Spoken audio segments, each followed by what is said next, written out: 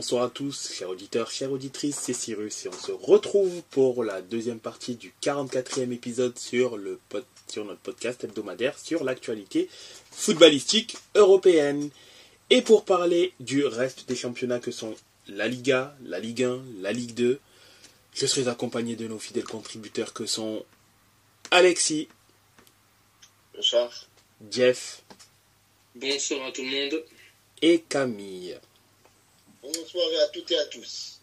Donc, la première étape se fera en France, bien évidemment, où on parlera de ce qui s'est passé en Ligue 2, puis ensuite à l'étage supérieur, la Ligue 1. Suivront la Liga et nos pronos pour cette folle semaine européenne, les quarts de finale des 3 compétitions européennes.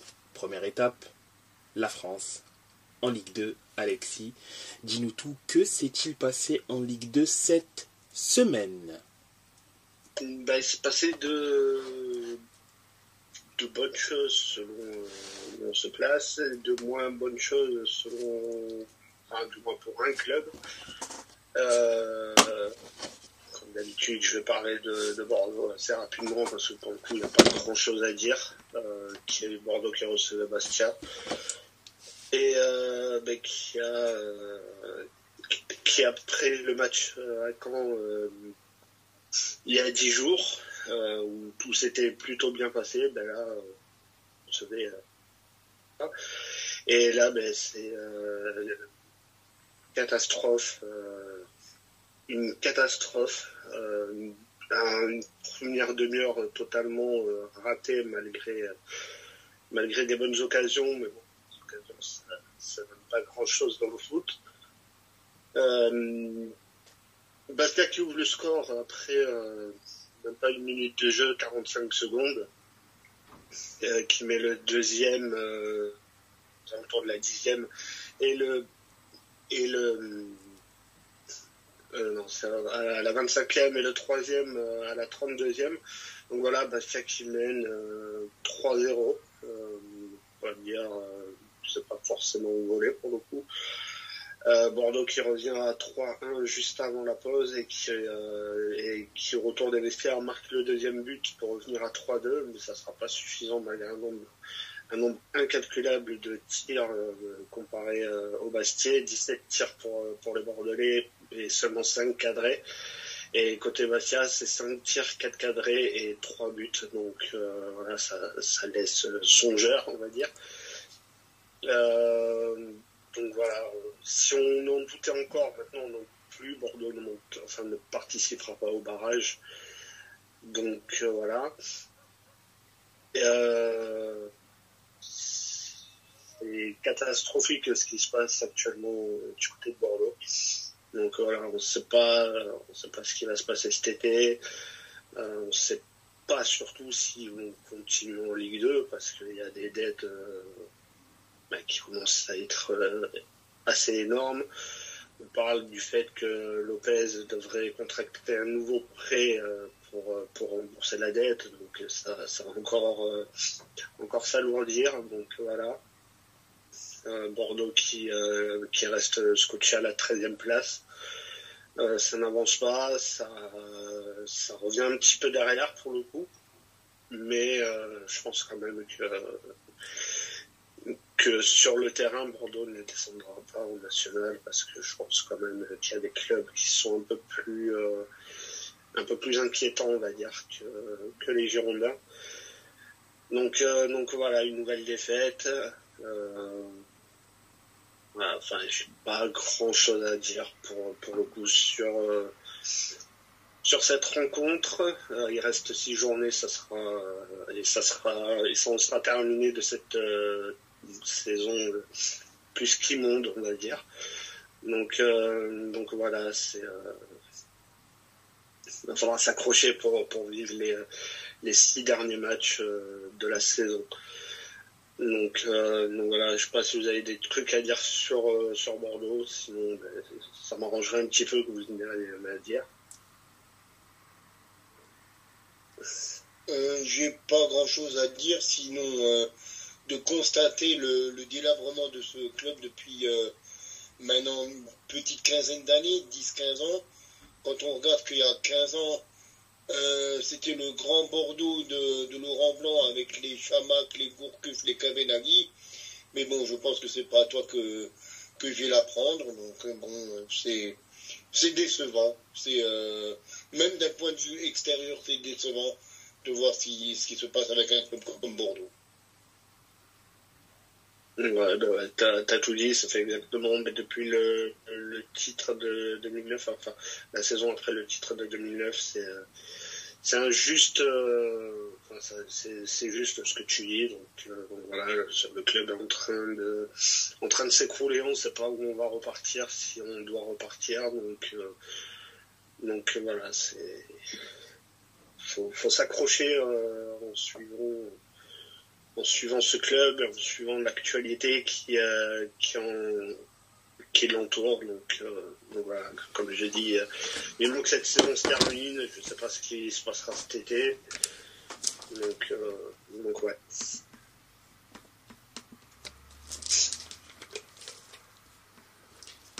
Mais après, si vous n'avez pas de questions, de trucs comme ça, je pense que je peux enchaîner sur les scores.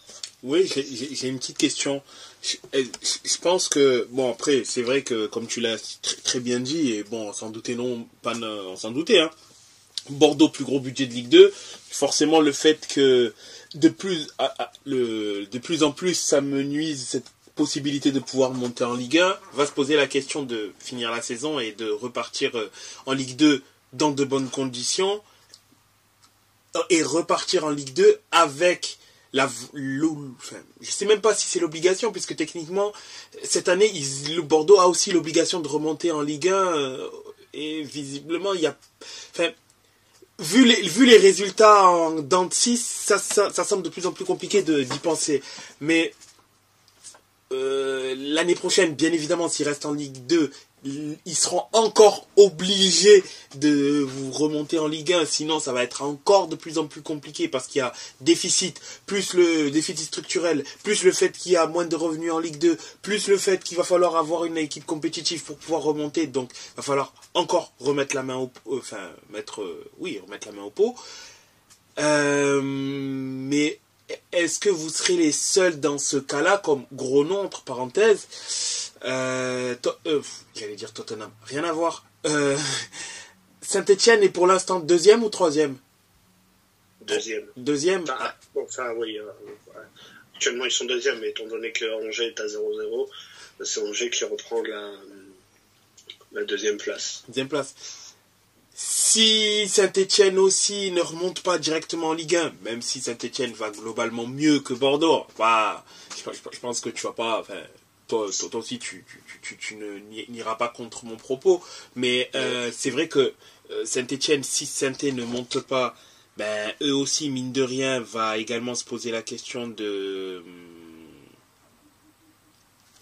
pouvoir... comment faire pour pouvoir remonter, comment faire pour pouvoir du moins combler les trous, faire en sorte de remonter directement en Ligue 1, même si la situation de Saint-Etienne est quand même un peu moins alarmante, puisque eux sont quand même bien placés pour pouvoir remonter, là où Bordeaux, ils ne sont pas totalement décrochés, mais ils ne sont pas proches non plus. Et à côté de ça, ils ne sont pas totalement sauvés, mais ils ne sont pas spécialement proches d'être relégués non plus. C'est comme on l'avait dit les dernières semaines, ils sont dans une position un peu bâtard où ils sont entre les deux. Pas très loin de la montée, pas très loin de la descente non plus. Donc, ils peuvent pas se permettre. Et vu qu'ils gagnent un match, tu as l'impression, ils vont peut-être faire le truc pour pouvoir se placer dans les équipes qui montent. Ils perdent un match et ils font un match nul de merde. Donc derrière, ils se retrouvent dans une situation où ils font du surplace. Je sais pas. Ça doit être frustrant quand même d'être supporter bordelais. Là, surtout ces dernières semaines où tu sais pas en fait sur quel pied danser. À un moment, ils te donnent un peu d'espérance. Derrière, ils font n'importe quoi. 3 pas en avant, 4 pas en arrière. C'est ça. À voir. C'est ça. Après, moi, je parlais sur mon cas personnel. Vu les saisons depuis on va dire depuis 2000. Enfin, je compte 2013 parce que c'est là où Bordeaux reprend. C'est-à-dire que j'ai appris à me détacher de ce club. Alors voilà, ils remontent pas. Ça me faisait chier quand ils sont descendus, ce qui me semble logique. Ça me fait chier de ne pas les voir remonter. Mais maintenant, si c'est pour remonter, faut un projet derrière. Actuellement, il n'y a rien. Il n'y a pas d'argent. Il n'y a pas de joueurs. Il y a certains joueurs qui souhaitent rester au club. Gaëtan Vesbeck, il est mignon, hein, et quand il dit qu'il veut rester au Girondin. Mais ce que certains savent pas, c'est que ce mec est juste prêté par Sochaux.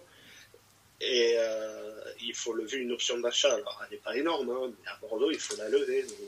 Donc voilà. Donc il va y rester, qu'on bien lui fasse, mais faut qu'il soit aussi convaincant sur le terrain pour rester.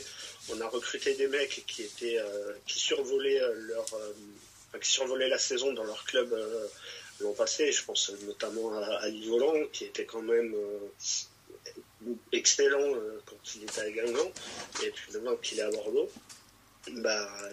c'est terrible, hein, mais c'est l'ombre de lui-même, quoi. Donc voilà, on a recruté des joueurs qui sont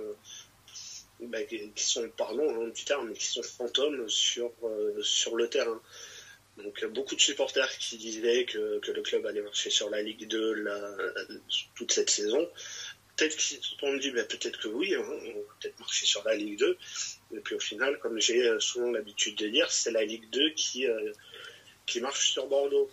Donc voilà, maintenant il va falloir repartir, avec qui surtout, parce qu'il ne faut pas se leurrer, hein, les mecs qui étaient sur le terrain samedi, mais pour la plupart ils vont partir, hein. Je pense notamment à Barbet, qui est catastrophique.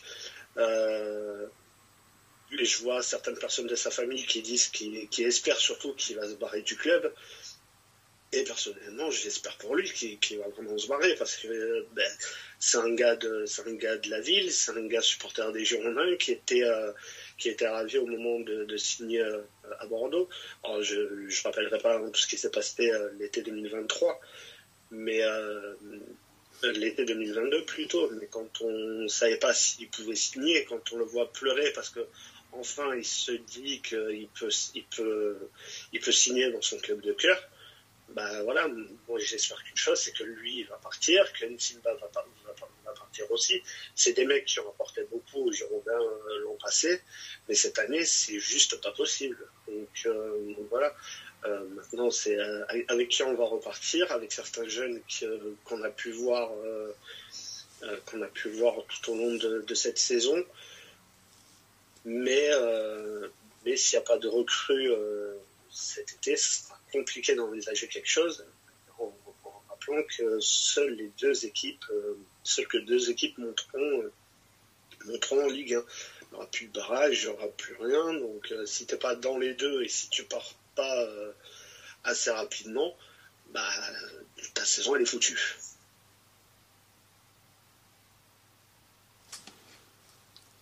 Ouais, c'est ça.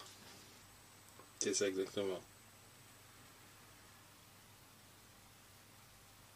Donc voilà tout ce que j'avais à dire sur ça.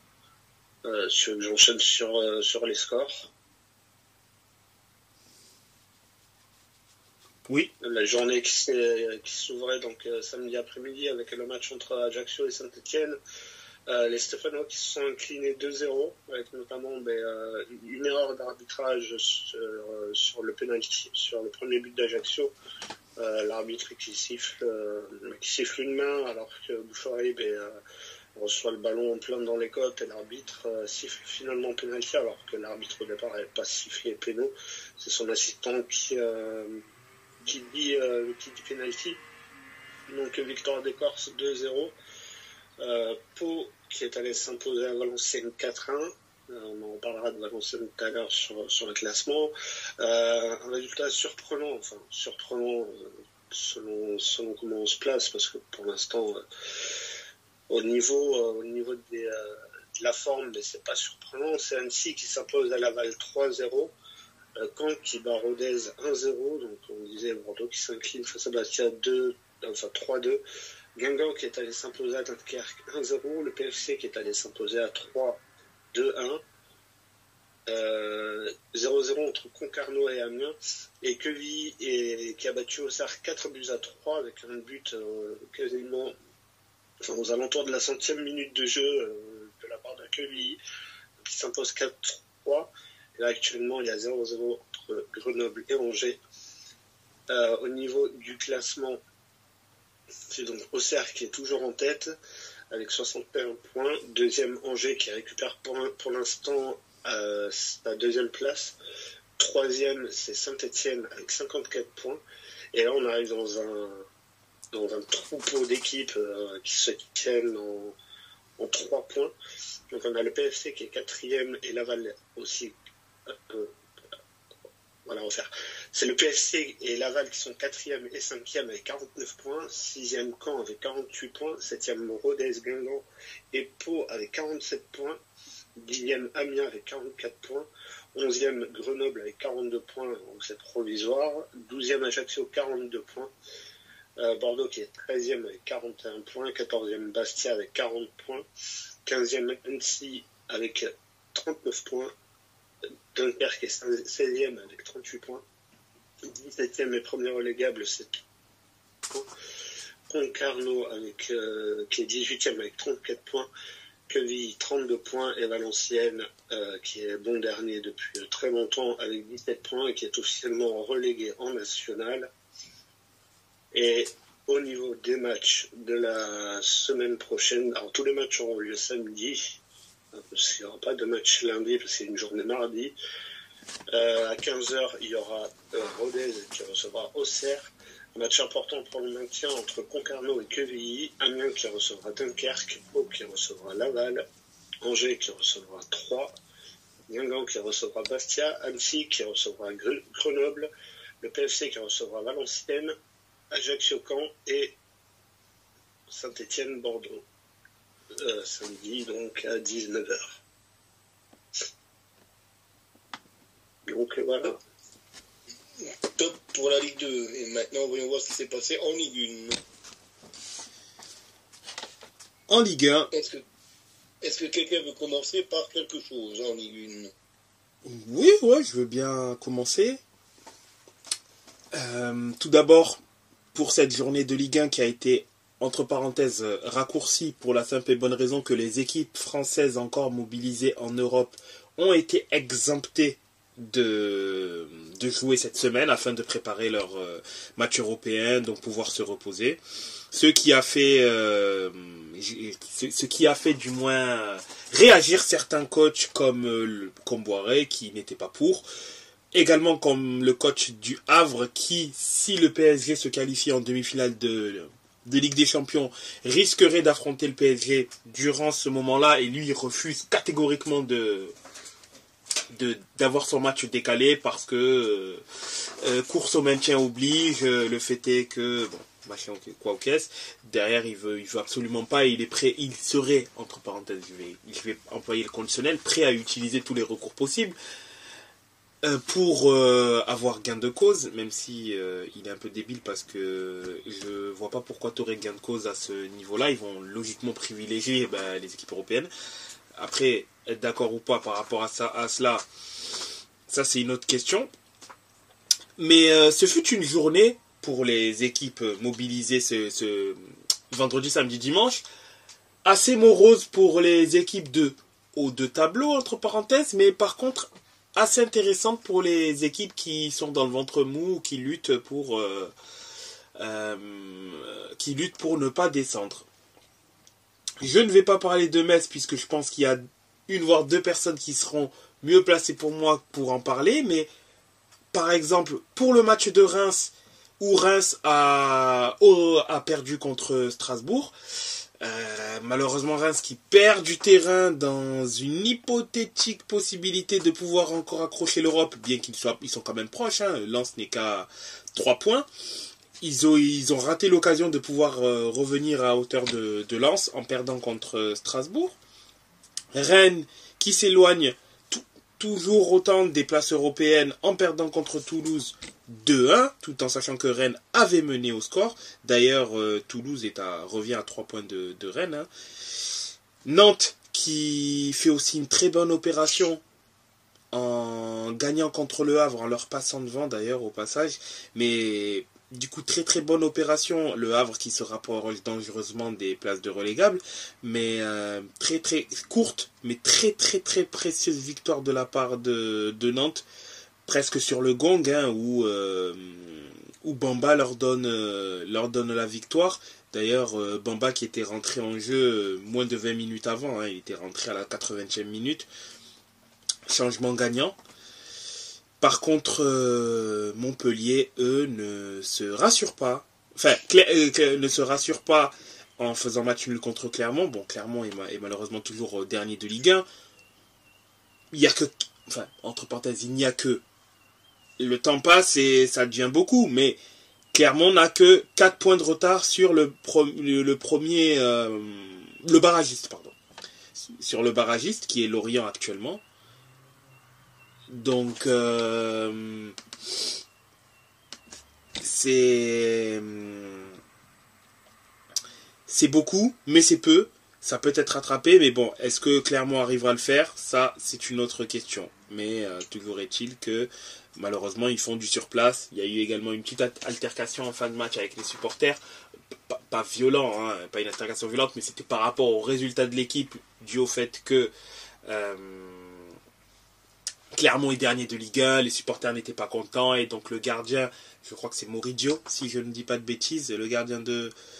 Oui, voilà, Moridio s'est longuement expliqué avec les supporters, et il y a également un autre joueur, j'ai oublié par contre son nom, qui lui aussi s'est expliqué, mais lui a été un peu plus expressif, où il a montré qu'il était un peu énervé, mais à ce niveau-là, c'est compliqué, c'est logique, puisqu'ils sont derniers de Ligue 1, forcément, que les supporters ne seront pas contents.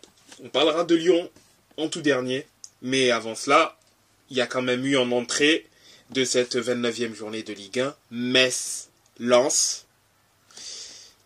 Encore un match où l'homme providentiel a fait des siennes. Jeff, Camille. Évidemment. Et pour tout vous dire, j'ai l'abonnement cette année à Metz et je me suis posé la question, est-ce que je vais au match? Et puis je me suis dit, non, ça sert à rien. Contre Lens, on va perdre de nouveau. On va de nouveau se faire avoir. Ça sert à rien. Et je me souviens, on en avait parlé en plus. Hein? Je me souviens, on en avait parlé en plus. Ouais. T'étais à 2 doigts d'y aller, t'hésitais. Je t'ai demandé, j'ai fait, je vais au match, je vais pas au match, je vais au match, je vais pas au match. Après, je me suis dit, bah non, c'est bon, vous contre Lens, on va se faire punir, c'est pas la peine. Et puis je reçois la notification du premier but pour Lens. Tu vois, j'ai bien fait de pas y aller. Tu vois, penalty pour Lens, but pour Lens. Je fais, voilà, j'ai bien fait pour pas y aller. Et d'un coup, je vois, but, je fais, but pour Metz, on a égalisé. Et puis peu de temps après, je reçois une nouvelle notification, but pour Metz, et puis je me dis, c'est mon téléphone qui a bugué, il doit certainement me redonner la même notification qu'avant. Et je fais, non, on mène bien 2-1. On mène bien 2-1. Et je me dis donc, il suffit moi cela. Et franchement, que dire des 2 buts de Mikotadze? Je pense que autant le deuxième est pas mal, mais autant le premier, je pense qu'on est sur un des buts de la saison quand même. Parce que quand il récupère la balle au point de pénalty, il se l'emmène roulette, petite talonnade, frappe du gauche, incroyable. Ça m'a fait penser à l'époque au but de Gourcuff contre le PSG.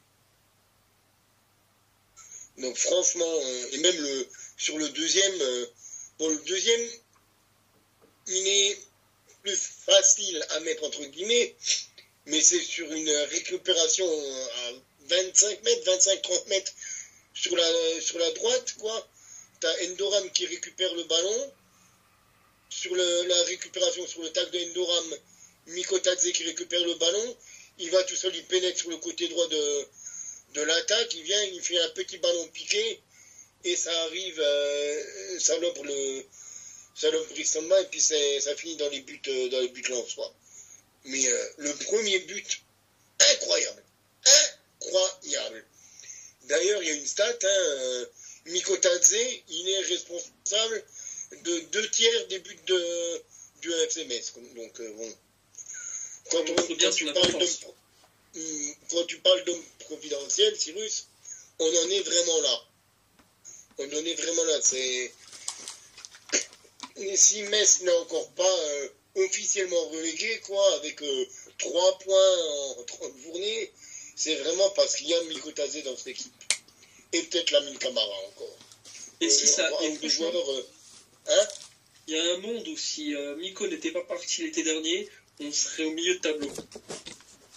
Non, même si Miko était resté, on serait 13e, je pense.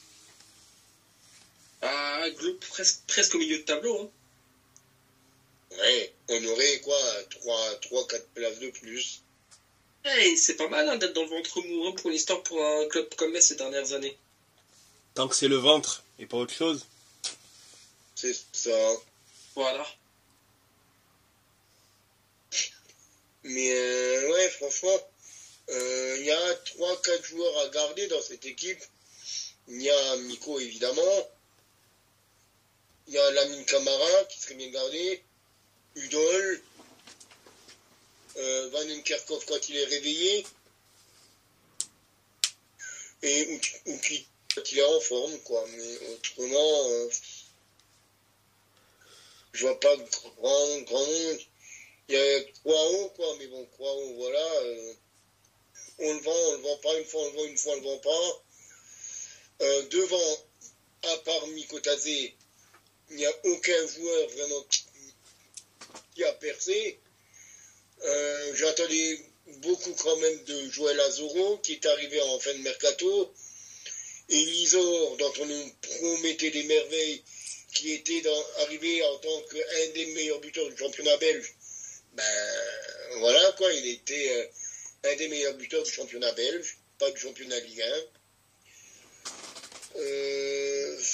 Et au milieu de terrain, il y a quand même pas grand chose au niveau qualité, quoi, que ça soit technique, que ça soit même au niveau de l'envie. Endoram, c'est très moyen. Dans les Jean-Jacques, il est plus préoccupé par sa prochaine destination de voyage que par le fait de jouer au FC Metz. Et autrement, c'est beaucoup de très jeunes joueurs qui n'ont pas, voire peu encore d'expérience de la Ligue 1, comme Arthur Atta, comme Ndukili. C'est voilà, c'est très jeune ou très faible. Et en défense centrale, heureusement encore qu'on a Fali Kandé derrière, ou Ismaël Traoré, un des deux, voire les deux quand les deux sont en forme, parce que c'est pas Christophe Herrel qui normalement devrait nous apporter de l'expérience, mais ne nous apporte pas du tout d'expérience, qui nous met même plus de cailloux dans les chaussures qu'autre chose. Mais, victoire du FC Metz, restons sur une note positive, et voilà, victoire du FC Metz, donc allez Grenat, et puis on pourrait presque se mettre à rêver de maintien, parce qu'on est, mine de, qu'à 2 points du Havre, premier non relégable. Justement, je crois que c'est le match de ce que j'ai lu, c'est à partir du match du Havre, s'il y a une victoire, là, les gens vont pouvoir commencer à faire des calculs, pour savoir si Metz peut se maintenir ou pas. Mais il faut non plus battre le Havre. Et devine quand est-ce que Metz les joue, le Havre? Ce serait pas le week-end prochain, par hasard? C'est le week-end prochain, le 21. On joue au Havre. Donc là, si on gagne au Havre, on serait à 29 points, et on passerait soit 16e si Lorient gagne aussi, soit 15e si Lorient ne s'impose pas. Et ce qui est bien pour Metz, c'est que là, Lorient joue contre Nice. Lorient va jouer contre le PSG après. Le Havre prend le Metz. Puis après, le match contre le Havre, le 27. Là où Metz fera... Bon, c'est aussi difficile, ça va être aussi difficile, mais il y a le Havre, il y a Lille. Oui. Lille, excuse-moi, pas évident. Oui, voilà, oui, c'est pour ça que j'ai dit, le Metz, ça reste quand même aussi, ce sera quand même aussi difficile. Mais après, Lille, c'est pas Paris. Mais ce sera quand même assez difficile pour Metz contre Lille. Sachant que Lille joue... C'est la deuxième équipe encore la plus difficile qui nous reste à jouer. En sachant que Lille, en plus, se bat encore pour pouvoir sauvegarder sa place en Ligue des Champions. Donc, bon, il y a 5 points d'avance sur Nice, mais ils se battent encore pour la garder, avec une possibilité... Ils se battent pour la garder, mais ils sont aussi encore en lice. Conférence. Encore cette semaine en Coupe d'Europe.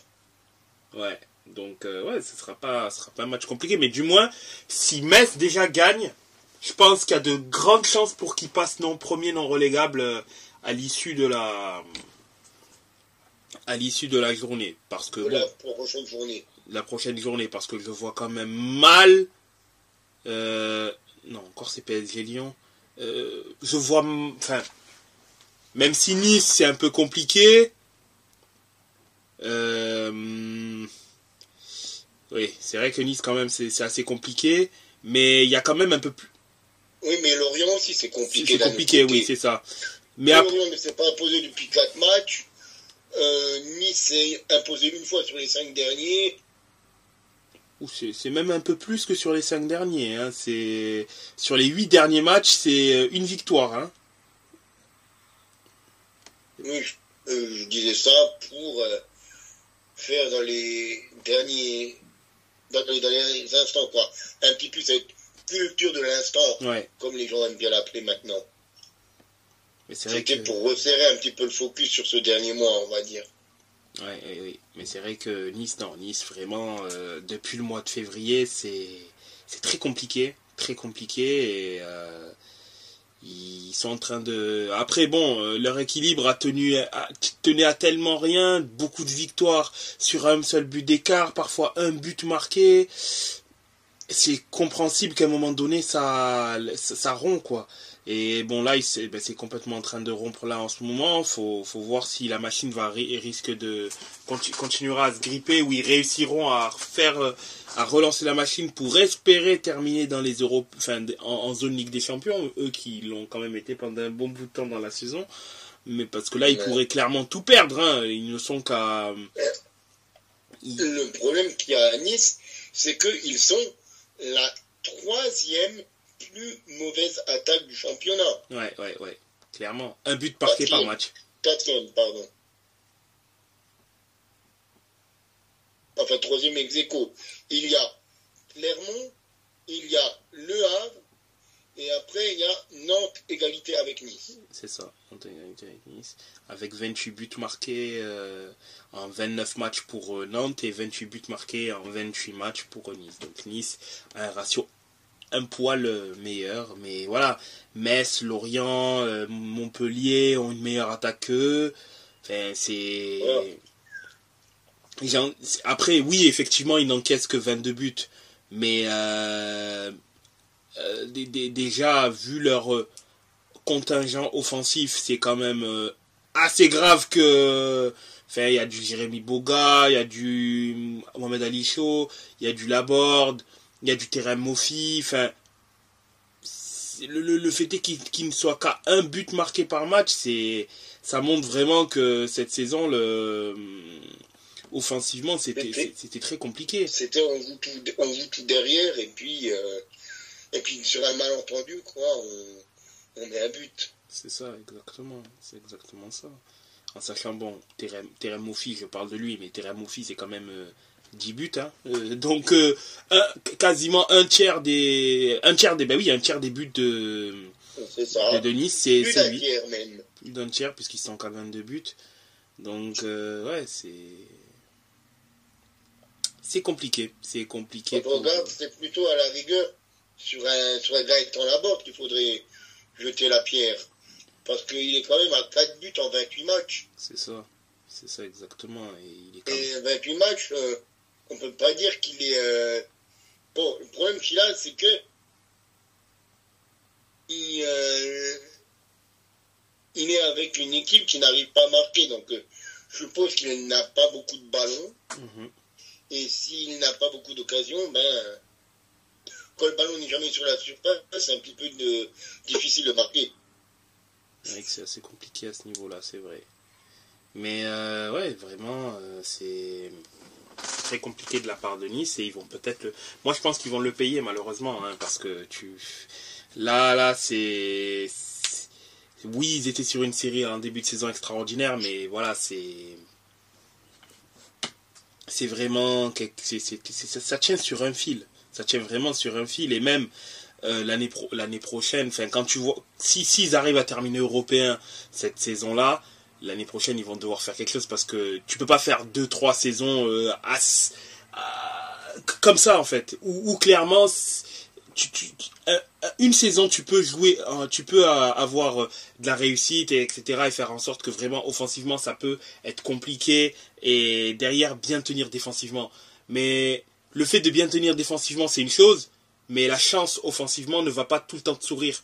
Et en général ce qui se passe c'est que les saisons d'après, ben, la réussite te fuit et tu auras peut-être la même défense, mais tu marqueras moins de buts. Et si tu marques moins de buts, mécaniquement, tu as moins de points. Et si tu as moins de points, tu te retrouves même pas en Europe. Donc, Nice, ouais, va devoir vraiment faire quelque chose à ce niveau-là, clairement. Il y a une équipe, il y a quelques années, qui a joué comme ça. Elle jouait en Bundesliga et portait du bleu. Elle s'appelle Schalke. Et besoin d'en dire plus. Ouais. Il y a même un moment où tu payes, c'est l'année où on finit vice-champion avec Tedesco, on était là aussi, on gagnait beaucoup de matchs à coup de 1-0. Où est-ce qu'on en est maintenant? Ouais. Donc attention, j'ai juste envie de dire attention. Attention Niçois, qu'il ne se braque pas seulement sur une défense solide, il ne faut pas oublier de marquer un but de temps en temps. Exactement. C'est exactement cela. Et du coup, tu voulais encore parler du dernier match, je crois, ou tu veux encore ajouter quelque chose par rapport à Nice ou à Lens? Non, je voulais parler du match de Lyon. D'ailleurs, par rapport au match de Lyon, il y a eu donc le DTN, directeur technique de l'arbitrage de la FFF, qui a immédiatement réagi suite à ce qu'a indiqué notamment Eric Roy, ou Eric Roy, dépend comment Eric Roy, où il était assez énervé, à juste titre, par le déroulé de la rencontre, par plusieurs décisions. Je pense que c'est surtout sur la fin, quoi. Pas que, oui, là il y a la fin, oui, mais pas que ça, il parlait déjà du penalty qui a été refusé suite à la main de O'Brien. Il y a ça, il y a aussi l'expulsion de Les Melou où il estime que Les Melou a été double voire triplement sanctionné. Il indique avoir subi une faute. Il était par terre, derrière il a subi une autre faute, mais il est aussi sanctionné. Et pour le coup, le DTN de l'arbitrage a indiqué que l'arbitre a fait, parce qu'il a parlé de 3 situations, et en fait il dit que sur le penalty, effectivement il y avait penalty, et la VAR aurait dû corriger cela, puisque il a augmenté artificiellement sa zone, et donc forcément il y avait penalty. Bon, il suffit pas d'être un génie pour comprendre qu'il y avait penalty à ce niveau-là, parce que bon, voilà. Première erreur. Il a parlé aussi du fait que sur, je crois, je sais plus si c'est c'est le but de la premier but de Lyon, je crois, c'est où le hors-jeu non sifflé de Lacazette sur le coup franc qui amène l'ouverture du score. Effectivement, Lacazette fait il doit être considéré comme hors-jeu parce qu'il est actif durant l'action. Il n'est pas passif. Et donc, le fait qu'il soit actif, ben, mécaniquement entraîne une réaction. En fait, qu'il fasse un écran. C'est ça. Tolisso puisse récupérer le ballon. C'est ça, exactement. Donc, il était actif et il aurait dû avoir correction de la VAR aussi à ce niveau-là pour pouvoir derrière initier l'action et amener le but. Par contre, mais ça, je le soupçonnais à 100%, concernant Les Melou, il a dit, ben, l'arbitre est intervenu d'un point de vue disciplinaire. Ouais, j'entends bien cet argument-là, que tu vois que les deux joueurs les deux protagonistes sont énervés, donc après derrière tu mets jaune et ça fait rouge. Sauf que là, pour le coup, tu te trompes de manière de perception, parce que est-ce que et c'est là où tu te dis, mais pourquoi la VAR ne l'a pas appelé? Parce que c'est sûr que si tu le prends d'un point de vue disciplinaire de ce que tu vois à l'instant T, tu vas voir deux joueurs qui sont en train de s'écharper et tu mets jaune, ok. Mais le début de la situation, c'est Tagliafico qui attrape Les Melou, qui après faute, simulation, ça c'est une chose. Mais en aucun cas, Tagliafico doit attraper Les Melou et doit le relever. C'est ça qui crée tout. Si Tagliafico ne le touche pas, il se passe rien du tout.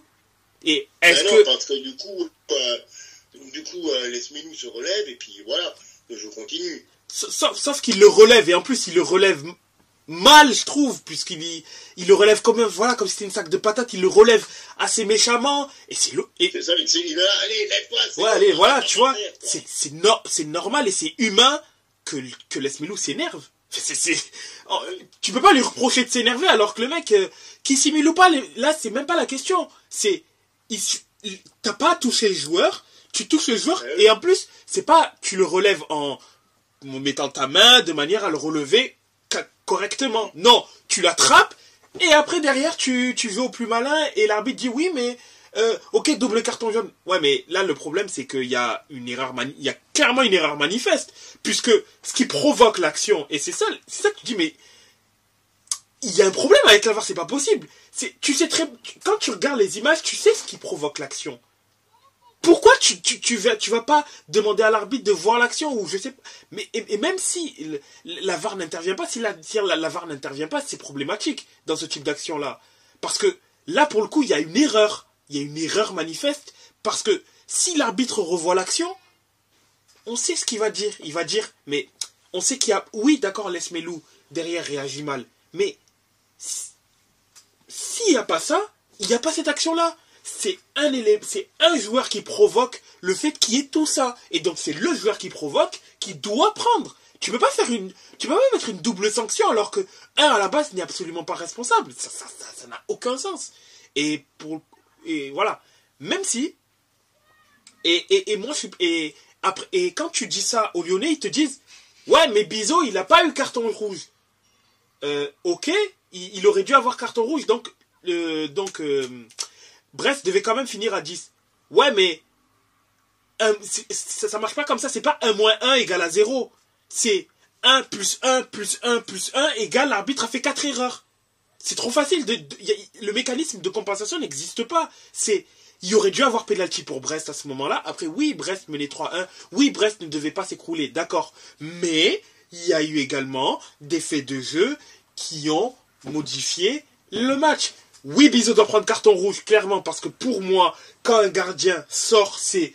Tu as le ballon, tu dois, avoir la maîtrise du ballon, tu dois, avoir la maîtrise dans ta sortie, et 2, tu dois viser à 99% le ballon. Si c'est du 50-50, pour moi, il doit y avoir pénalty, parce que le problème est que seul le goal a la possibilité de pouvoir sortir en utilisant tous les membres de son corps. Le joueur, techniquement, ne peut pas le faire. D'où le fait que, d'accord, le joueur ne doit pas toucher le gardien, mais le gardien, lui aussi, doit faire en sorte de toucher le moins possible le joueur lorsqu'il sort. Et sa sortie étant complètement pas maîtrisée, pour moi, c'est rouge. Le jaune, il doit avoir carton rouge. C'est encore une fois une erreur de l'arbitre. le penalty y est. Mais c'est une erreur de l'arbitre de ne pas avoir mis rouge à Bizot. Je suis désolé. Parce que là, c'était très dangereux. Tout comme Lesmelou ne doit pas avoir carton rouge, enfin ne doit pas avoir son deuxième carton jaune qui se transforme en rouge, parce que c'est Tagliafico qui crée la situation. Mais de toute façon, l'arbitre sur ce match, il a été mauvais, très mauvais, et voilà. Après, le scénario du match est fou, même si moi, personnellement, je pensais que Lyon pouvait le faire. Mais ça c'est autre chose. C'est à titre perso que je le sentais, puisque de toute manière, je sens que Lyon a le mojo en cette fin de saison et qu'ils vont finir européens. Voilà, parce que moi, je l'ai dit, je sens que Lyon va remonter et soit finirait aux portes de l'Europe ou finira européen. Mais là, pour le coup, ils sont très très proches de l'Europe et je pense qu'ils vont y aller. Reste à savoir quelle compétition ils feront. Mais et s'ils iront aussi via la Coupe de France ou le championnat directement. Mais modèle de résilience, ils s'étaient menés 3-1, ils ont réussi à se remobiliser et réussir à ne pas sombrer et faire en sorte que Brest gagne ce match-là, même si Brest, oui, a été énormément lésé sur ce match-là, ça on ne peut pas le nier, clairement pas le nier. Après, il y a cette magie-là, c'est le Lyon de Pierre Sage, c'est une équipe qui s'est remise à l'endroit, bien aidé par le mercato, c'est vrai, oui, parce qu'ils avaient le droit de dépenser, mais après il faut saluer son travail. Lui, en soi, il fait un travail monstrueux, ses travaux sont monstrueux. Lyon, c'est, je pense, l'une des 3 meilleures, 3 et encore, je suis gentil, c'est peut-être c'est peut-être sur la phase retour, c'est peut-être elle qui prend le plus de points, mais c'est l'une des équipes les plus en forme de France. Je vais quand même vérifier, mais je pense fortement que Lyon, sur la phase retour, c'est sûrement la meilleure équipe en France. Je vais aller sur l'état de forme, Sur les 5 derniers matchs, c'est Lyon qui prend le plus de points. Sur les 10 derniers matchs, c'est Lyon. Les 15 derniers matchs, c'est Lyon. Et sur les 20 derniers matchs, Lyon serait considéré comme étant 3e au classement. Mais voilà, c'est clairement ça. Hein. Sur les 15 derniers matchs, il y a 34 journées. 18 matchs, sur la phase retour, Lyon est quasiment la meilleure équipe de France. Hein. C'est sur les 15 derniers matchs, Lyon, c'est 34 points pris. 34 points pris sur 45 possibles. Même le PSG ne fait pas mieux. Ça résume le travail. Je crois même qu'ils sont même dans le top des clubs dans le top 5, dans les 5 grands championnats.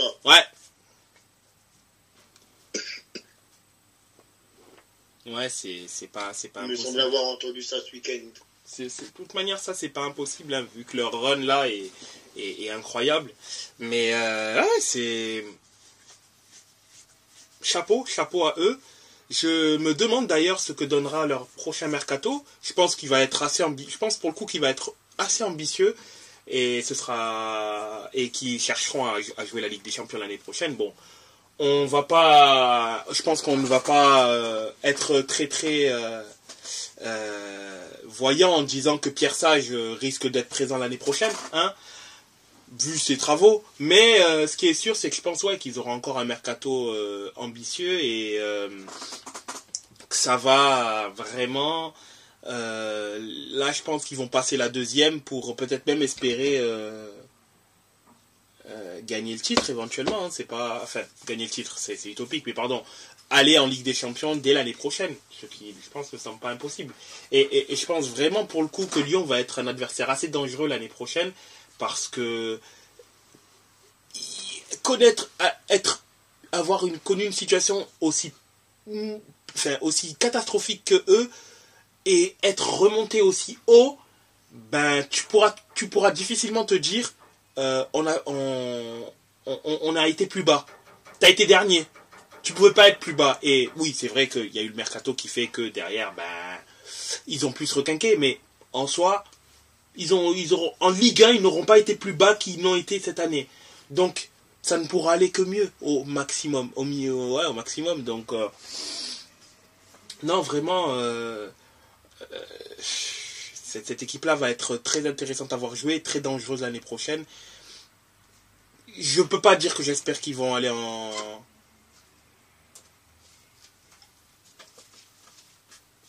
Je peux pas dire que j'espère qu'ils vont aller en Ligue des Champions ou quoi que ce soit, parce que je suis pas sympathique pour Lyon, mais leurs Moi, je travaux... pense que s'ils se qualifient, ils seront qualifiés via la Coupe de France.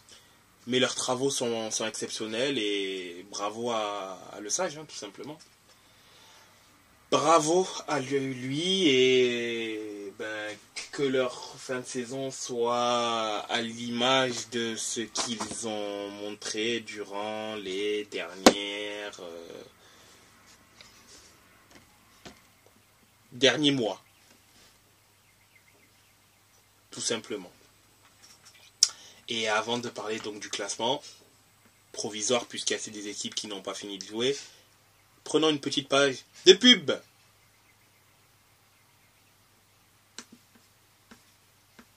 Et donc, concernant le classement de Ligue 1, je te laisse, Camille, l'indiquer.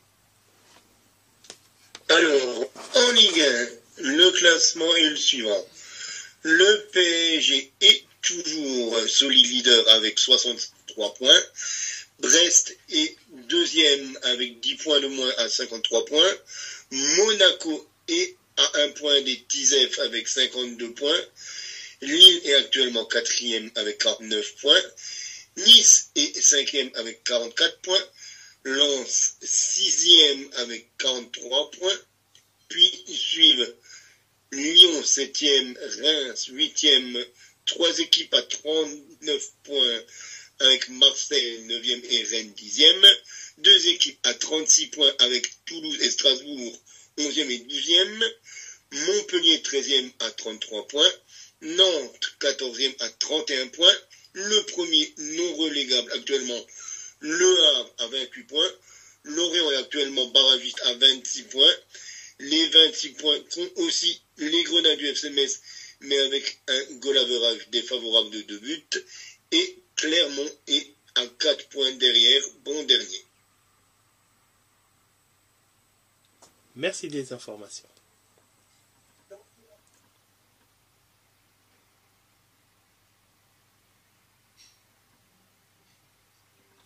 Donc, cette fois-ci, on parlera donc de ce qui s'est passé en Espagne durant cette semaine. D'ailleurs, actuellement, il y a Valence qui joue contre Osasuna. D'ailleurs, Valence gagne pour l'instant 1-0 et se replace donc très bien pour une éventuelle qualification en Ligue Europa Conférence. Mais il n'y avait pas qu'ils jouaient durant cette 31e journée de Liga. Il y a le Betis en premier lieu qui a gagné contre le Celta Vigo, l'Atlético Madrid qui a gagné le choc de cette journée-là contre Gérone 3-1, après avoir concédé très tôt dans le match l'ouverture du score. L'inévitable Griezmann, leur homme à tout faire cette saison, a mis un doublé dans un but sur penalty qui leur a permis de pouvoir égaliser puis aggraver la marque un peu plus tard en seconde mi-temps. Le Rayo Vallecano qui fait match nul contre Getafe. Le Real Madrid qui s'impose par la plus petite des marques suite à un énorme but de Tchouaméni. Tchouaméni qui a d'ailleurs été victime d'insultes racistes et derrière une enquête est en cours à ce propos à Majorque. Barcelone aussi qui s'impose par la plus petite des marques par Joao Félix. Les deux continuent à engranger de la confiance pour leur futur match européen cette semaine. Le FC Séville qui prend un bon bol d'air frais sur la zone de relégation, du moins en gagnant contre Las Palmas. Ils sont toujours 13e du classement, enfin ils sont toujours derrière Las Palmas, mais ils se donnent vraiment un bon bol d'air frais sur la zone de relégation, puisqu'à 9 points du premier relégable qui est Cadiz. Grenade qui gagne 2-0 contre Alaves. La Real Sociedad qui fait match nul 2-2 contre Almeria. Almeria qui réussit quand même à sauvé le point du match nul à la 88e suite à un penalty. Un penalty assez stupide, je trouve. L'Athletic Bilbao qui, eux, par contre, font match nul contre Villarreal. Villarreal, d'ailleurs, qui a en premier lieu raté un penalty en début de match. 2, joué quasiment toute la seconde mi-temps à 10 contre 11, mais par l'intermédiaire de Dani Parejo, a en toute fin de match réussi à attraper le point de l'égalité, le point du match nul. D'ailleurs, Bilbao, malheureusement, semble de plus en plus s'éloigner de la Ligue des Champions, car ayant 4 points de retard sur Madrid, qui lui du coup a fait la bonne affaire en prenant un peu plus de distance sur eux.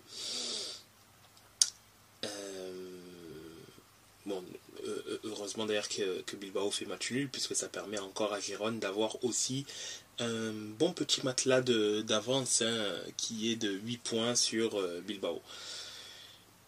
Ce qui donne au classement le Real de Madrid premier avec 78 points, le deuxième le Real avec Barcelone avec 70 points, Gérone troisième avec 65 points, qui est déjà décroché pour la course au titre, bien évidemment. L'Atlético Madrid 4e avec 61 points, l'Athletic Bilbao 5e avec 57 points, Sociedad 6e avec 50 points, Valence 7e avec pour l'instant 47 points, Betis 8e avec 45, 9e Villarreal avec 39 points, à égalité de points avec Getafe et Osasuna qui ont 9, 10, 11, qui ont eux aussi 39 points, 12e Las Palmas avec 37 points, 13e Séville avec 34 points, Alaves avec 32 points, Mallorca avec 31 points, égalité de points avec le Rayo Vallecano, Celta Vigo premier non relégué avec 28 points, Cadiz 18e avec 25 points, Grenade 19e avec 17 points, 20e et dernier du classement, et équipe qui va normalement être condamnée malheureusement à la Liga douée, Almeria avec 14 petits points engrangés en 31 journées. Et donc cette fois-ci, on notera notamment quand même les 2 superbes buts, même les buts de nos Français, Fekir et Griezmann notamment, ainsi que le beau retourné de Joao Félix pour l'Atlético. Pour le Barça. Les buts notables. Oui, pour Barça, pardon. Même s'il appartient encore à l'Atlético, en effet. Mais oui. Pour le Barça, en effet. Non, je pensais en fait à Griezmann pour l'Atlético et à Joao Félix pour le Barça. Mais je me suis un petit peu emmêlé dans ma phrase. Ah, ça me rappelle quelqu'un qui parfois s'en mêle les pinceaux entre l'Athletic Bilbao et l'Atlético de Madrid. Je ne vise personne. Le fameux Atlético Bilbao, n'est-ce pas? Il famoso. Exactement. Et pour finir donc ce 44e épisode, un petit point plus léger où on parlera de nos pronos pour les matchs européens de la semaine.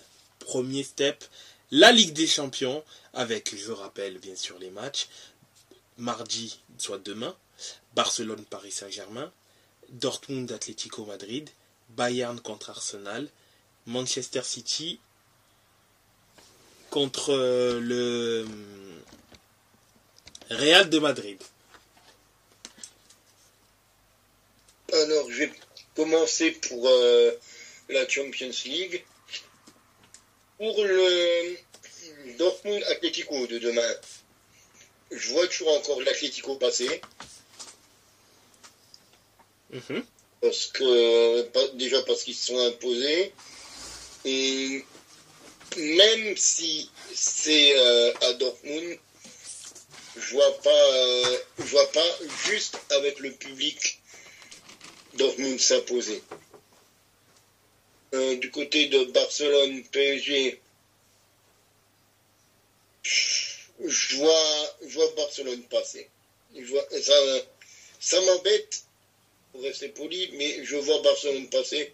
Je vois les équipes faire un match nul demain. À Barcelone. un 0-0, un 2-2, mais je vois un match nul. Bayern-Arsenal, j'attends Arsenal sur ce match-là. J'attends de voir s'ils ont enfin compris ce que c'était que d'avoir du caractère. Parce que je pense que c'est surtout avec du caractère qu'ils s'imposeront à Munich demain. S'ils n'ont pas de caractère, ils n'ont même pas besoin de jouer le match, ils vont se faire manger.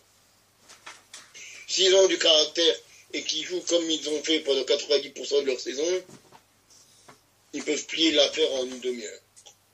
Mais s'ils ne font pas preuve de caractère, ils vont prendre un 2-0, ça suffira. Ils vont prendre un but de Harry Kane et un but d'un des milieux offensifs ailiers, puis ça sera fait. Merci, au revoir.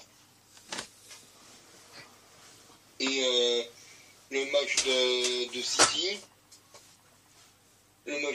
bon ben, je sais même pas quoi pronostiquer en fait. Pour moi, c'est la finale avant l'heure, quoi. Donc, allez, je vais dire Madrid parce que c'est leur compétition.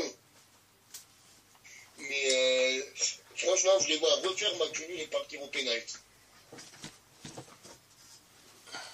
Je les vois faire un partout sur le match de demain, un partout et puis une des équipes qui s'impose en prolongation au tir au but. Mais pour moi, il n'y aura pas de vainqueur dans le temps additionnel. Ok.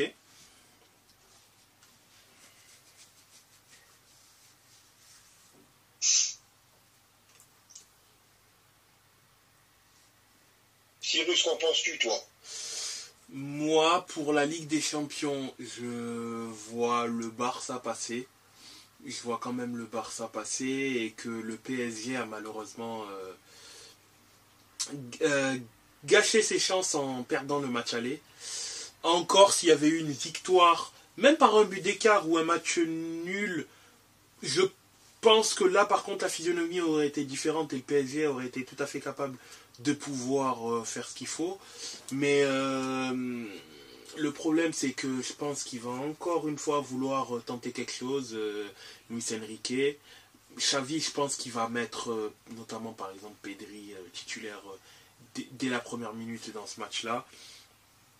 Il va essayer de mettre Pedri et De Jong dès les premières minutes pour avoir vraiment le contrôle du milieu de terrain et donc là voilà vraiment faire en sorte que le PSG souffre encore plus, mais probablement avec un milieu Pedri, De Jong, Gundo, c'est ça. Et ouais, je vois le Barça passer. Après, est-ce que ça se fera via un match nul ou une victoire du Barça? Je ne sais pas, mais pour moi, le Barça va passer.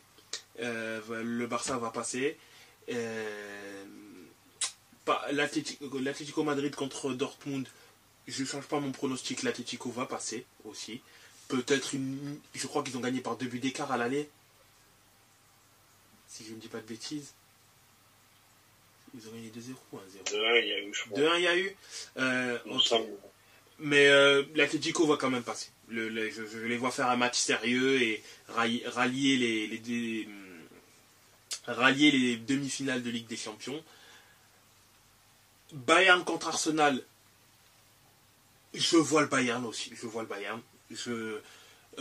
Pas que je sous-estime Arsenal, non du tout. Mais comme je l'ai indiqué la semaine dernière, le Bayern, là, c'est acté, leur saison est foutue. Ils ne gagneront. Voilà, Leverkusen est champion. Il leur reste une compétition pour pouvoir sauver les apparences. Ça sera la Ligue des Champions. Ils ont réussi, en faisant pas un grand match, à punir Arsenal en attrapant le match nul. Ils vont réussir à se qualifier. Je pense qu'ils vont gagner à domicile et ils vont battre Arsenal. Et Arsenal, pour le coup, aura que ses yeux pour pleurer parce qu'en plus, ils vont lâcher le championnat et finir, je vais pas dire Fanny parce qu'ils ont gagné le Community. Oui, ils ont gagné le Community Shield. Mais, oui, ils vont finir à la place du con. Et Et ils utiliseront encore l'excuse de ouais, mais on a Manchester City, c'est pour ça qu'on gagne pas. Comme les supporters de l'OM disent qu'il y a le PSG, c'est pour ça qu'on gagne pas. Mais ça, c'est autre chose. Mais le Bayern passera. Et Arsenal, et comme je pense qu'Arsenal, de toute manière, est encore gangréné par ce truc qui fait que au moment où ça compte, ils se tuent. Là, pour moi, ils n'arriveront pas à faire ce qu'il faut pour battre le Bayern de Munich et malheureusement ça cassera ici. Et City contre le Real, c'est vraiment le match le plus difficile à pronostiquer pour le coup. Vraiment le match le plus compliqué. Il est dur, hein. Il est dur celui-là. Parce que ça peut vraiment basculer pas d'un côté comme de l'autre. Ça va se jouer sur des détails, c'est très difficile. Mais s'il faut se jeter, je vais dire, j'ai dit à l'aller que le Real allait gagner, le Real a fait match nul. Je vais dire, allez, City va réussir à se qualifier. Je vais dire City va réussir à se qualifier. Bien que pour moi c'est vraiment un 50-50, je vais dire, allez, City va se qualifier en demi-finale de Ligue des Champions.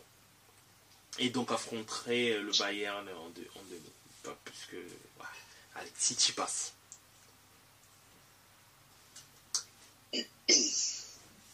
Et Alexis et Jeff, qu'en pensez-vous? Je vais en parler. Dortmund Atlético, moi personnellement je vois Borussia à se qualifier. Voilà, l'avantage d'avoir inscrit un but à l'aller leur permettra de se qualifier demain, je pense. Le Barça PSG, autant la semaine dernière, je disais que le PSG allait mettre un score au Barça, c'est pas du tout ce qui s'est passé. Mais autant demain, je vois le PSG quand même se qualifier. Pour la simple et bonne raison qu'après le match calamiteux de Mbappé la semaine dernière, il n'a pas trop le choix d'être bon demain. Donc voilà, je pense que du coup le PSG se qualifiera. Bayern Arsenal, je suis plutôt d'accord sur la victoire du Bayern et la qualif du Bayern. Et City Real, autant je suis d'accord avec Camille quand il dit que c'est le Real, c'est leur compétition et tout ça, mais je pense quand même que City va se qualifier. City va se qualifier. Je pense pas que non plus il y aura un gros score, mais comme vous l'avez dit, ça se jouera sur des détails et City en profitera. Enfin voilà, pour moi, je pense qu'ils vont se qualifier.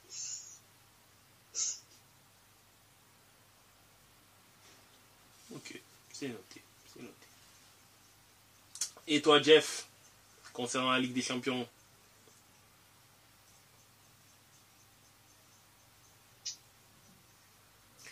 Jeff, nous reçois-tu?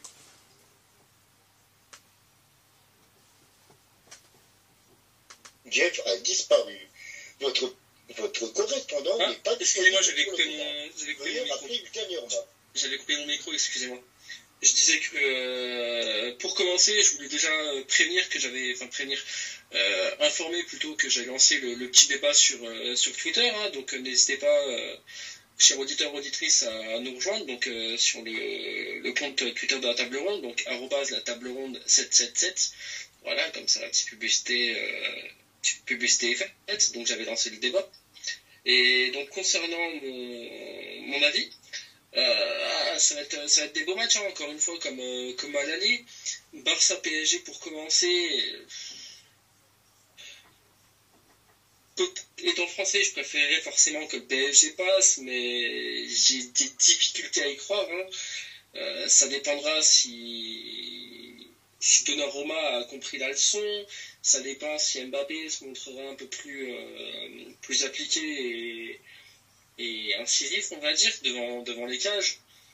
Donc ça va être des petits détails, mais je dirais quand même que le Barça pourrait passer. Ça, c'est mon avis, hein, mais ce sera pas un gros score, mais je pense que le Barça va pouvoir passer quand même. Dortmund, Atlético, et non pas Athletic, hein, évidemment. Bien que ce soit un mur jaune, je pense aussi que ce sera quand même l'Atlético qui va passer. Je pense que l'Atlético aura son avantage, même si ce ne sera pas non plus un match facile. Hein. Mais voilà. Bayern-Arsenal, si Arsenal se montre plus sérieux, ils peuvent passer, mais je vois quand même le Bayern au moins passer ce tour-là. Et Man City, Real, c'est compliqué, hein, ça va être le plus gros choc hein, de cette semaine, hein, comme la semaine dernière. Ce sera, comme vous l'avez déjà dit, ça va jouer sur des détails, donc lequel des deux va passer.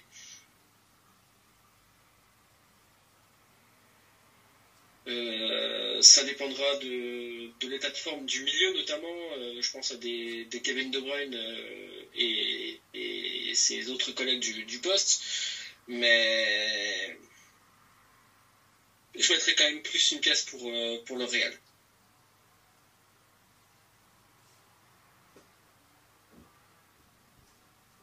Ok. Ok, c'est noté concernant la Ligue des Champions, du moins. Concernant la Ligue Europa, cette fois-ci, où le Milan est concerné, donc il y aura AS Roma contre AC Milan, Atalanta Liverpool, OM Benfica, West Ham contre moi c'est peut-être Bayer Leverkusen. Leverkusen contre West Ham, exactement. Et du coup, j'aimerais bien avoir l'avis de Jeff en premier ou le tien, Cyrus, étant donné que vous avez vos équipes qui sont impliquées pour cette Europa League. Je laisse à Jeff. Ben, Cyrus, si tu veux commencer, je te laisse la main. Ok, d'accord. Alors, l'AS Roma contre l'AC Milan.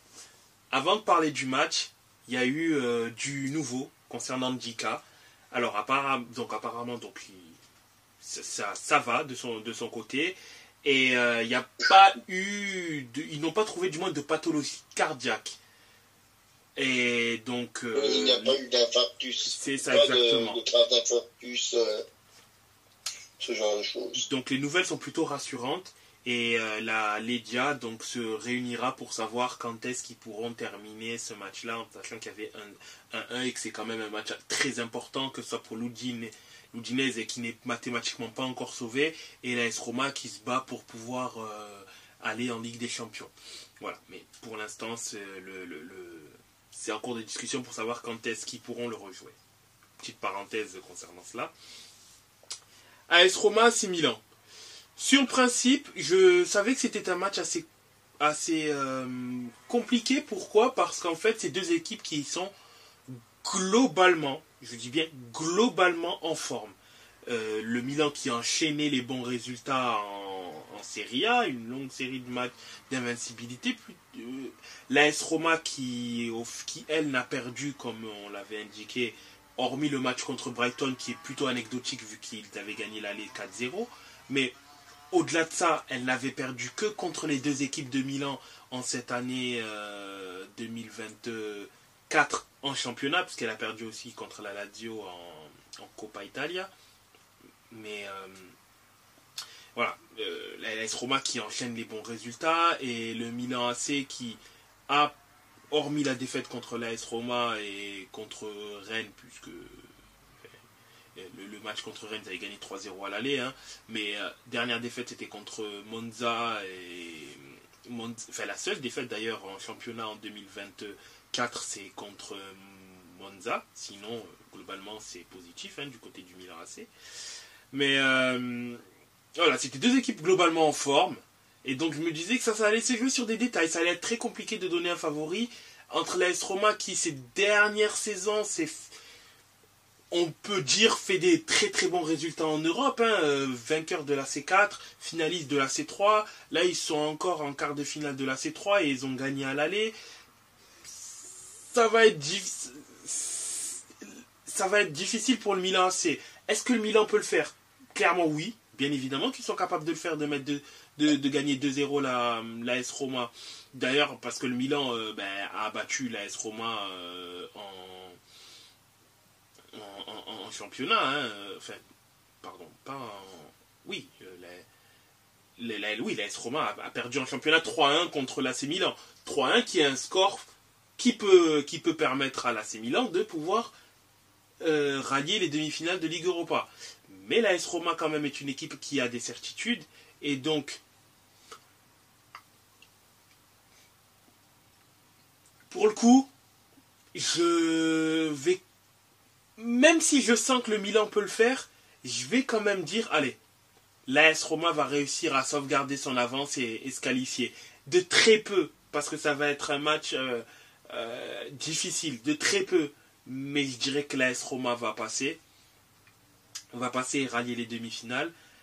Atalanta-Liverpool, je sais pas pourquoi, mais pour moi, Liverpool va se qualifier. Oui, c'est vrai que l'Atalanta a écrasé Liverpool, elle leur a mis 3-0, mais je vois quand même Liverpool passer. Je sais pas pourquoi, mais je vois quand même Liverpool passer. Je saurais pas l'expliquer, mais je sais pas si c'est la jurisprudence 2005 ou ce qu'ils ont fait au Barça, mais encore à ce moment-là contre le Barça, le retour il était à domicile, mais je sais pas, pour moi Liverpool va réussir à le faire. Tu les vois mettre 4 buts à l'Atalanta à Bergame. Ben, peut-être pas 4, mais 3 et éventuellement partir en prolongation. Parce qu'après, je pense, c'est ça le truc, c'est que c'est vrai que l'Atalanta est une équipe qui a une forte capacité à marquer des buts. Ça, j'en dis ce qu'on vient pas. Très belle attaque. Ça fait des années où voilà, l'Atalanta, offensivement, c'est très très bon. Cette saison aussi, c'est extrêmement bon aussi. Mais on sait qu'ils sont perméables. Ils ont toujours été perméables défensivement. Et je pense que si Liverpool arrive à vite marquer, elle peut faire en sorte que l'Atalanta prenne complètement l'eau sur ce match-là. Après, attention, Karnezeki est quand même un très bon gardien, l'un des meilleurs gardiens du royaume cette saison. Enfin, du royaume... du championnat, pardon. Il n'y a pas de roi en Italie. Mais un des meilleurs gardiens du championnat. Mais je pense que si Liverpool arrive, à la mi-temps, arrive à avoir marqué 2 buts, ce qui est largement le cas, hein, ils sont largement capables d'eux. S'ils mettent 2 buts, même s'il y a 2-1, je pense qu'ils seront capables de vite faire en sorte d'en marquer un troisième et éventuellement un quatrième. Et derrière, de faire en sorte que ce match soit complètement débridé. Et à ce jeu-là, Liverpool a la profondeur pour pouvoir faire ce qu'ils veulent. L'Atalanta a aussi une profondeur de banc, attention. Mais en termes de qualité, c'est pas la même chose. C'est pas spécial, c'est pas la même chose. Il y a plus de ressources du côté de Liverpool. Donc, attention. Moi, je vois quand même Liverpool passer. Hein. Mais, ouais... Il faudra pas sous-estimer l'Atalanta, mais s'il y a bien un club qui est capable de remonter des situations que l'on indiquait comme étant impossibles, t'as le Real, mais t'as aussi Liverpool qui est capable. Donc attention. West Ham contre Leverkusen. Je pense que Leverkusen va le faire. Leverkusen va se qualifier. Le fait d'avoir 2 buts d'écart, c'est très positif. West Ham est une équipe très dangereuse. Je n'en disconviens pas. Mais je pense quand même que ça va le faire. Leverkusen n'est pas Fribourg. Donc je pense que ça va le faire. Je pense que ça va quand même le faire. Et ils vont se qualifier. Leverkusen va se qualifier pour les demi-finales de la Ligue Europa. OM contre Benfica, est-ce que l'OM est capable de le faire? Oui. Est-ce que l'OM a les qualités pour pouvoir le faire? Bonne question. Mais c'est que déjà l'OM est en chute libre sur ces dernières semaines. C'est très compliqué. Après, oui, c'est vrai que l'OM est en très très très grande forme au Vélodrome, où seul le PSG a réussi à les battre. Mais derrière, le Benfica est tout à fait capable d'attraper le nul. Donc ça va être compliqué, mais malheureusement je vois le Benfica passer. Donc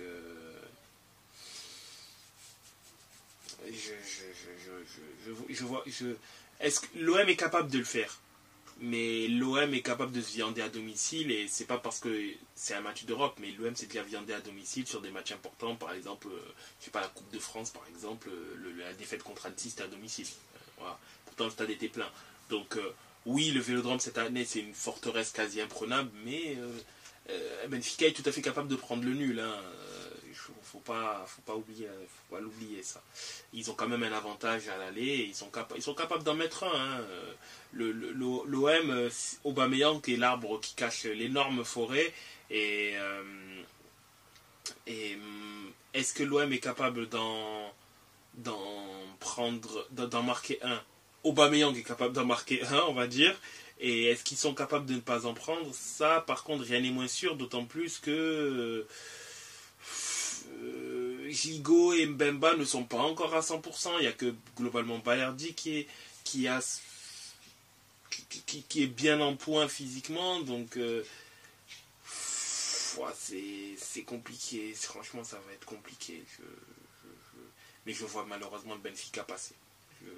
Donc l'AS Roma, Liverpool, Benfica et Leverkusen. Voilà ce que je vois. La parole est à vous. Alors, maintenant, à qui le tour? Eh bien, je crois que c'est le mien. Hein. Eh bien, vas-y, où tu es? Alors, je vais déjà commencer forcément pas forcément pour une fois. Non, je vais commencer par Leverkusen. Pour moi, c'est le match le plus évident. Pour moi, Leverkusen va largement passer. C'est leur saison, ils sont invincibles, il n'y a rien qui les arrête, donc Leverkusen va s'imposer. En deuxième, je vais citer Atalanta-Liverpool.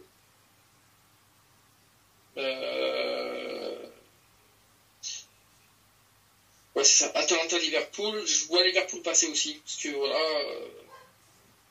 pour moi, la Première Ligue, les clubs de Première Ligue sont supérieurs aux équipes italiennes, même si l'Atalanta, attention, c'est une belle équipe cette année, ils ont des joueurs plutôt prolifiques, ça peut leur rendre service, notamment contre Liverpool demain, mais je vois quand même les Anglais s'imposer, je les vois passer. Et pour finir, le match Rome-Milan, le match qui va le plus forcément m'intéresser, tout dépendra de la composition. Si Milan joue avec la composition qu'ils ont joué contre Lecce, donc c'est-à-dire de mettre Chukwueze à droite, qui avait fait un match relativement bon ce week-end contre Sassuolo, Raphaël Leao à gauche, Christian Pulisic en 10, Giroud en pointe, Adli et Reinders en duo au milieu, avec pour compléter en défense Calabria, Gabia, Tomori, Théo Hernandez. Maignan sera de retour au cache parce qu'il avait été préservé contre Sassuolo pour une légère fatigue. Donc c'est pour ça que Sportiello était en poste, mais Maignan n'est pas inquiété, en tout cas au niveau de sa santé. Donc si Milan joue avec cette composition-là demain contre Rome, ils peuvent remonter la pente. Ils le peuvent. En plus, comme je le disais déjà hier, Pioli se retrouve sur un siège éjectable. S'il perd ce match contre Rome et contre le derby, ça je l'ai déjà dit hier, le derby il est déjà perdu d'avance. Pour moi il est quasiment hors de question que que Milan puisse l'emporter. Mais Pioli se trouve sur un siège éjectable, et quand il est sur un siège éjectable comme ça, et c'est pas la première fois, hein, déjà depuis la saison dernière, ça lui arrive régulièrement, il arrive toujours à remonter la pente, il arrive toujours à déjouer les pronostics. Quand il est en danger, c'est là qu'il se loupe le moins. Donc, compte tenu de tous ces facteurs-là, je pense que Milan peut passer ce match.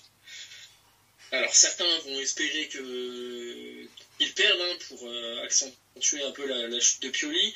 D'autres vont préférer que Milan puisse aller loin en Europa League et qui sait même la finir puisque c'est le seul trophée qui manque dans la galerie des trophées. Mais dans quel camp on se passe, ça, c'est chacun se décide. Hein. Chacun a le droit. Moi personnellement, je pense que Milan peut s'imposer.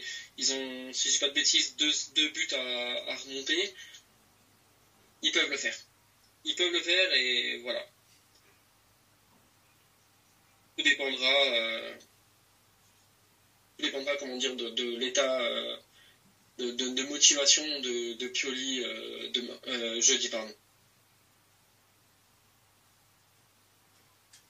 Ok. C'est noté. Alexis, tu veux parler ou tu me laisses la main? Non, je vais y aller. Avant ça, je vais dire qu'il y a eu 0-0 entre Grenoble et Angers. Et du coup, Angers récupère la deuxième place. Donc voilà. Sinon, pour Liverpool, Atalanta-Liverpool, avec un 3-0 à l'aller, je vois pas dans quel monde l'Atalanta ne va pas se qualifier. Bon, peut-être qu'ils perdront, hein, mais voilà. Donc je pense que l'Atalanta passera. West Ham Leverkusen, je pense que West Ham va s'imposer, mais pas suffisamment pour passer. Donc du coup, jeudi on aura la première défaite de Leverkusen. Roma-Milan, ça sera serré, mais je pense que le but qu'ils ont marqué à l'aller sera entre guillemets suffisant pour passer. Donc qualif de la Roma et Marseille-Benfica, je vais peut-être t'apporter du baume au cœur, Nice. Mais ça me coûte de dire ça. Et je vois l'OM passer demain, jeudi, au Vélodrome, dans un stade plein, avec surtout l'avantage qu'ils ont, si on peut appeler ça comme ça, mais qu'ils aient marqué un but à l'aller. Donc je vois l'OM passer jeudi. Donc les qualifs de la Roma, de Leverkusen, de l'Atalanta et de l'OM.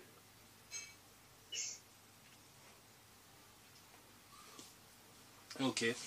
Après, c'est à contre-cœur que je dis que je vois l'OM se faire éliminer. Dans mon fond intérieur, j'aimerais que l'OM passe, mais je sais pas. Il me rassure. En fait, il me rassure pas vraiment du tout. Je suis pas du tout rassuré par cet OM-là. C'est pour ça que je préfère me fier et essayer d'être objectif plutôt que de parler, de dire oui, mais l'OM va battre le Benfica 2-0, 3-0, Aubameyang va mettre un triplé, et puis voilà, tu vois. Bon, c'est aussi pour ça. Mais après, si je mens, si je me trompe, tant mieux. Hein. Mais, je sais pas. Ils ne me rendent pas positif. Du moins. Bon, moi je vais donner aussi mes pronostics. Alors, je vois la Roma s'imposer. Désolé Jeff. Tout simplement parce que je vois le De Rossi Bowl s'imposer. Quand on regarde depuis que De Rossi est arrivé, la Roma a du mal à s'incliner quand même. Quand on regarde depuis la mi-janvier, donc depuis la Serie A du 14 janvier, il s'était incliné justement face à Milan. La Roma ne s'est inclinée qu'à 2 reprises. Une fois en Europa League face à Brighton, une fois un 4-2 face à la Roma. L'Inter. Oui, face à l'Inter. Donc, depuis le mois janvier, ils se sont inclinés seulement 2 fois. Alors qu'on est mi-avril. Ça fait 3 mois, en 3 mois et demi, ils sont inclinés seulement 2 fois. Donc ça prouve vraiment que De Rossi a ramené de la stabilité dans le club de la Roma, ce qu'il n'y avait plus en fin de parcours avec Mourinho, mais bon, ça on le sait, ça fait 15 ans qu'on le sait. Les fins de parcours avec Mourinho sont toujours très déstabilisantes pour les effectifs. Donc je vois la Roma s'imposer. Ouais, peut-être de nouveau un 0, peut-être même faire un match nul, quoi. Pourquoi pas? Et s'imposer un 0 sur les deux trucs. Mais voilà, je vois la Roma passer d'une courte tête. Benfica Marseille, désolé à Nice, mais je vois Benfica s'imposer. Mais beau parcours de Marseille, beau parcours de Marseille. Mais je vois Benfica passer. Les individualités sont simplement au-dessus pour moi au niveau des aigles, au niveau du Glorioso. Je vois pas comment Leverkusen, après le match d'hier, ne peut pas passer contre West Ham, à moins qu'ils aient encore la gueule de bois au moment de prendre l'avion mercredi pour aller à Londres, mais autrement je vois pas dans quel monde cette équipe de Leverkusen peut s'incliner.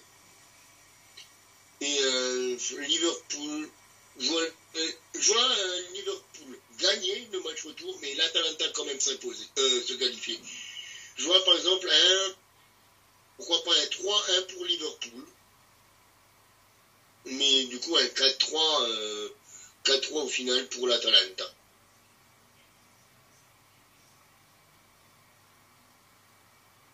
Donc du coup, il nous reste encore les pronostics pour la Conference League à faire, si je ne m'abuse.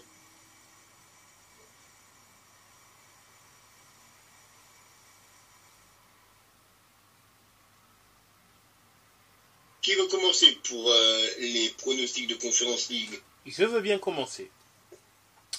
Donc, concernant la Conference League, donc la Fiorentina qui jouera donc il y a 2 matchs à 18h45 hein, et la Fiorentina qui va jouer contre Plzen 0-0 au match aller. Je vois quand même la Fiorentina passer malgré le 0-0 du match aller. Lille, malheureusement, je les vois trop courts pour gagner contre Aston Villa. Ce sera un beau match, hein. Même le match aller a été un très bon match, mais Aston Villa reste l'ogre de cette compétition et je pense qu'ils vont assumer leur statut en gagnant contre Lille. Le Fener qui a perdu 3-2 après avoir été mené 3-0, je pense qu'ils vont le faire et ils vont se qualifier. Par rapport au fait qu'ils ont réussi à limiter la défaite à 1 but d'écart, alors qu'il y avait quand même 3-0 pour l'Olympiakos, d'ailleurs c'était complètement choquant. Et Paoka contre le club Bruges. Je vais faire confiance à Bruges et je leur laisse le fait de pouvoir se qualifier. Et donc il y aura un représentant belge en demi-finale de Ligue Europa. Conférence, oui. Je vais prendre la balle au bon pour moi faire aussi encore mes pronos. Alors, je vois la Fio s'imposer face à Pilsen, surtout qu'ils sont à domicile. Donc je vois Non, pardon, ils ont joué à ils ont joué à... Ouais, c'est bien ça, hein. Ils seront à domicile, jeudi, si je raconte pas de bêtises. Ils seront à Artemio Franchi. Oui. Donc je les vois bien s'imposer à domicile. Comme tu as dit, Lille a fait un beau parcours, mais Aston Villa est pour moi aussi un des favoris de ce parcours des équipes récentes, avec la Fio, je pense, qui est aussi l'autre favori. Donc je vois pas Lille repasser devant Aston Villa. Par contre, je vois le PAOK chez lui pouvoir renverser le club Bruges, parce qu'il ne faut pas oublier l'atmosphère qui peut être créée par les clubs grecs à domicile, notamment le PAOK, qui est un des plus virulents. Donc, si le public joue son rôle de 12e homme et si le PAOK fait un match, comme on dit, de bonhomme, je les vois sortir Bruges. Et le dernier match, en parlant d'ambiance chaude, Fenerbahçe, qu'est-ce que ça va être? Que vont-ils faire, les Turcs de Fenerbahçe, les bleus et jaunes de Fenerbahçe?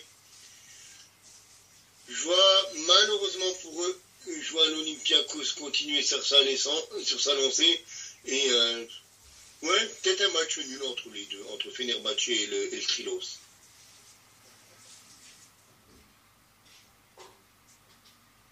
Et donc, qualification des Grecs. Alexis, Jeff, c'est à vous. Moi, je vais y aller.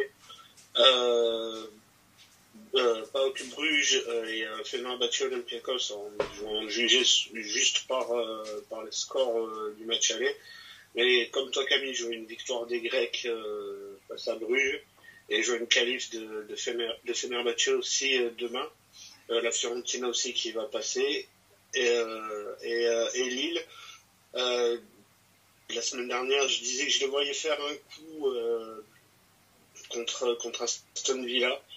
Je vais pas changer ce que je disais la semaine dernière. Je pense que Lille va réaliser un grand match et puis va se qualifier. Et voilà, je pensais que la semaine dernière qu'ils pouvaient réaliser quelque chose d'assez costaud. Ils ont, comme Marseille, ils ont réussi à mettre un but qui peut changer beaucoup de choses sur un match retour et surtout à domicile. Donc ouais, victoire et qualif des Lillois.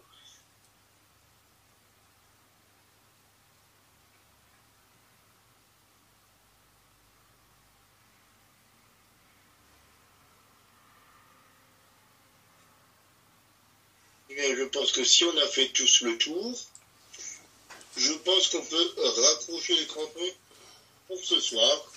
Exactement. En souhaitant une bonne chance à nos clubs français mobilisés cette semaine. Et on verra bien si au final, qui aura eu le plus de points positifs entre parenthèses sur cette semaine européenne.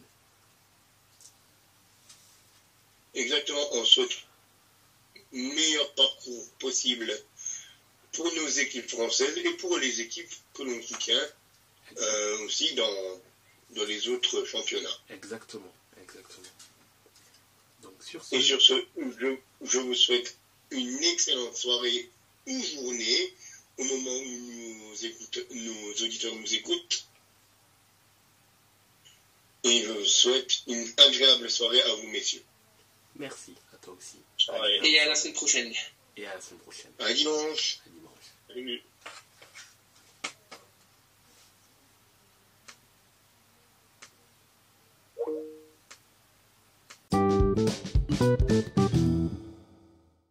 Yo les gars, si vous souhaitez avoir des maillots de qualité livrés rapidement à prix compétitif, n'hésitez pas, foncez chez notre partenaire maxikit.com avec le code La Table Ronde, vous avez 15% de réduction. Alors n'hésitez pas, si vous voulez des maillots de qualité livrés rapidement, foncez chez notre partenaire maxikit.com.